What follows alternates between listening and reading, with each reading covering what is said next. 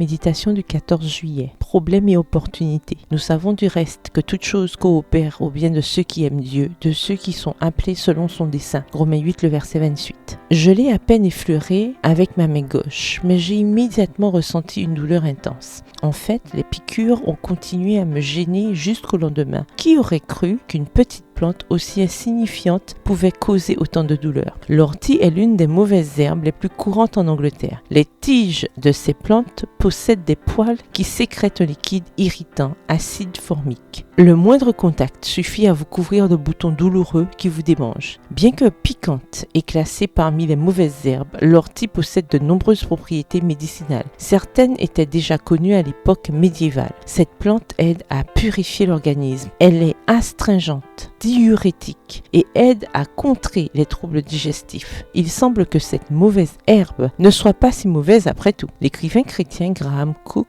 estime que les problèmes que nous rencontrons dans la vie sont semblables à des orties. Dans l'un de ses articles, Crafting Prayer, fabrication de la prière, il écrit: chaque obstacle, chaque problème, chaque attaque est autorisée pour vous apprendre à ressembler davantage à Jésus. Lorsque nous utilisons la bonne perspective, Graham pense que les problèmes disparaissent et que seules les opportunités demeurent. Ce que nous considérions comme une mauvaise herbe devient un puissant médicament. Lorsque nous prions, notre crise devient une occasion pour Dieu d'agir. Tout est utile à notre croissance spirituelle, car Dieu est pour nous dans toutes les situations. Cela ne veut pas dire que nous ne ressentions pas la douleur. Aussi médicinale que soit l'ortie, elle est aussi urticante. Ce que je veux dire, c'est qu'en toutes circonstances, aussi inconfortables ou tristes soient-elles, Dieu est de notre côté. Et parce qu'il est à nos côtés, toutes participent à notre bien. Même cette énorme crise économique, oui. Même la solitude, oui. Même la solitude.